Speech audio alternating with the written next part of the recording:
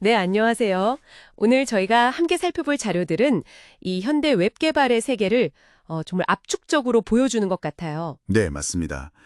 사용자 인터페이스부터 시작해서 서버 통신 방식, 또 팀 협업, 보안까지 웹을 만드는 데 필요한 아주 핵심적인 요소들이 다 담겨 있죠. 그렇죠.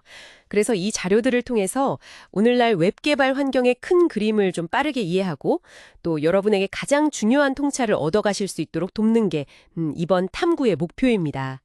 혹시 최신 동향을 따라잡고 싶으셨거나 아니면 기본 지식을 좀 다지고 싶으셨다면 정말 잘 찾아오셨어요. 네, 바로 시작해 볼까요? 좋습니다. 자, 웹사이트 딱 방문했을 때 제일 먼저 만나는 부분, 프론트엔드부터 이야기를 시작해 볼까요?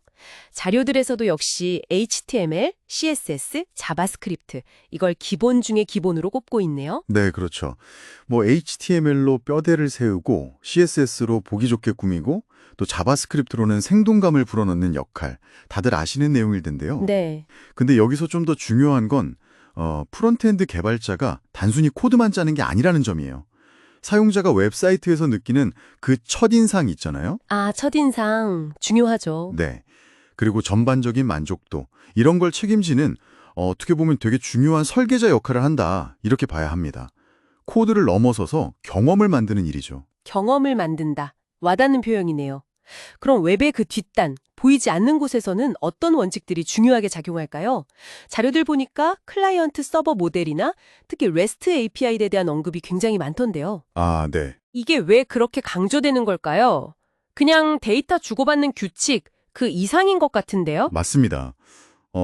핵심적인 이유 중 하나는 REST 아키텍처의 특징 중 하나인 스테이트리스. 우리말로 하면 무상태성 원칙 때문이에요. 무상태성. 네. 서버가 각 요청을 처리할 때 그 전에 어떤 요청이 있었는지 이런 상태 정보를 기억하지 않는다는 뜻이거든요. 기억을 안 한다. 네. 이게 왜 중요하냐면 어떤 서버든 간에 동일한 요청에 대해서는 똑같은 응답을 줄 수 있게 되니까 서버를 이렇게 늘리기가 훨씬 쉬워져요. 확산성이 좋아지는 거죠. 확장성. 사용자가 막 물려도 유연하게 대처할 수 있게 되는 거군요? 그렇죠. 바로 그겁니다. 시스템 안정성이 높아지는 거죠. 그렇군요. 그리고 또 하나 중요한 게 유니폼 인터페이스라고 자원에 접근하는 방식을 통일시키는 원칙이에요. 유니폼 인터페이스? 좀 더 쉽게 설명해 주실 수 있을까요? 예를 들면 API 주소, 그러니까 URL엔 사용자 조회하기 같은 어떤 행동, 동사 대신에요. users처럼 자원, 명사를 쓰라는 거예요.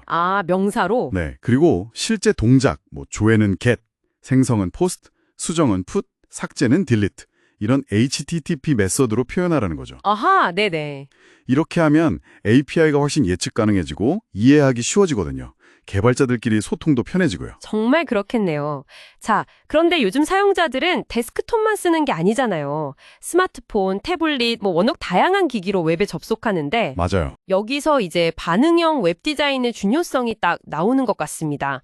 화면 크기가 달라져도 컨텐츠가 막 깨지거나 그러지 않고 자연스럽게 보이는 거. 이게 핵심이죠. 정확합니다. 아주 잘 짚어주셨어요.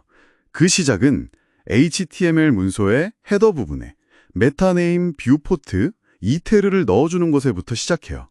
그태고요? 네. 이걸로 브라우저한테 이 페이지 너비는 기기 화면 너비에 맞춰줘 하고 알려주는 거죠. 초기 확대 축소 수준 같은 것도 설정하고요. 그렇군요. 기본 세팅이네요. 네, 기본 세팅. 그런 다음에 이제 CSS의 미디어 콜이라는 걸 써요. 이걸로 특정 화면 너비, 예를 들어 너비가 600픽셀 이하일 때는 이렇게 보여줘 라던가 아니면 터치스크린 지원 여부 같은 기기 특성에 따라서 다른 스타일을 적용할 수 있게 되는 거죠. 아하, 조건에 따라서 다르게 보여주는 거군요. 네.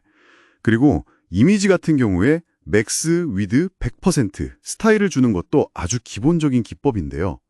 이미지가 부모 요소보다 커져서 화면 밖으로 삐져나가는 걸 막아주는 거죠.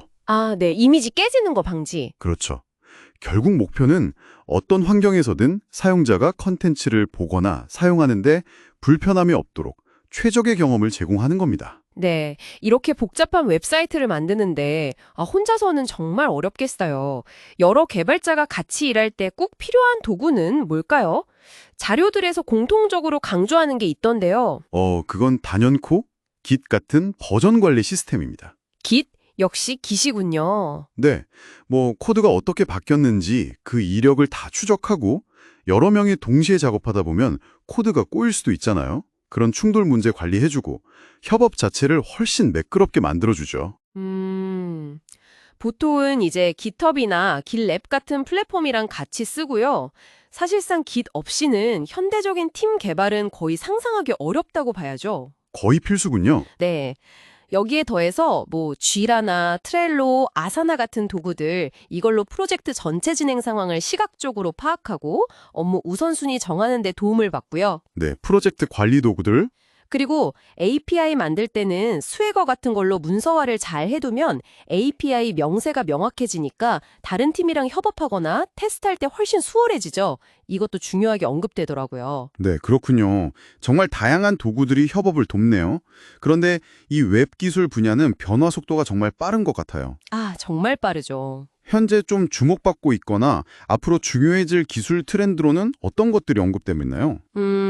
사용자 인터페이스를 좀 더 효율적으로 만들기 위해서 리액트나 앵귤러, 뷰.js 같은 프론트엔드 프레임워크나 라이브러리를 쓰는 건 이제 거의 뭐 대세가 됐죠. 네, 프레임워크들. 네. 그리고 페이지 전체를 새로 고침하지 않고도 화면이 부드럽게 전환되는 SPA, 싱글 페이지 애플리케이션이라고 하죠. 네, SPA. 그리고 네이티브 앱처럼 설치도 되고 푸시 알림도 보내는 그런 웹 기술, PWA, 프로그레시브 웹앱 이런 것들도 계속 발전하고 있고요. PWA도 많이 들어봤어요. 그리고 정말 중요한 거 보안입니다. 보안의 중요성은 뭐 아무리 강조해도 지나치지 않죠. 그렇죠. SQL 인젝션 같은 고전적인 공격 막는 건 당연히 기본이고요. 이제는 내부 네트워크에 있는 사용자나 기기조차 일단 믿지 않는다는 개념에서 출발하는 제로 트러스트 보안 모델까지 주목받고 있어요. 제로 트러스트, 아무도 믿지 않는다. 좀 강력한데요? 네, 기존처럼 그냥 외부랑 내부 경계만 딱 막는 걸로는 부족하다. 이런 인식이 점점 커지고 있기 때문이죠. 그렇군요. 보안은 정말 끝이 없네요. 맞습니다. 자, 오늘 정말 짧은 시간 동안 현대 웹 개발의 핵심 요소들을 빠르게 훑어봤습니다. 정리해보면 탄탄한 기본기, HTML, CSS, 자바스크립트, 위에다가 REST 같은 좋은 설계 원칙, 또 다양한 기기에 대응하는 반응형 디자인, 그리고 깃을 활용한 똑똑한 협업 방식, 이게 중요해 보이고요. 네, 핵심들이죠. 여기에 이제 최신 프레임워크 활용 능력이라든지 보안에 대한 지속적인 관심과 학습이 더해져야 하는 거고요. 이 모든 요소들이 결국에는 사용자에게 좋은 경험을 주기 위해서 맞물려 돌아가는 것 같습니다. 정확합니다. 오늘 내용 중에서 이걸 듣고 계신 당신에게는 어떤 부분이 가장 좀 인상 깊거나 와닿으셨을지 궁금하네요. 네, 저도 그게 궁금한데요. 이 모든 기술이나 도구들은 결국 수단이잖아요. 최종 목표는 결국 사용자에게 어떤 가치를 제공하는 것이고요. 그렇죠. 그래서 다음에 혹시 새로운 웹 기술이나 프레임워크를 접하게 되실 때 단순히 이거 어떻게 쓰지? 여기서 멈추지 마시고 이 기술로 사용자를 위해서 뭘 더 좋게 만들 수 있을까?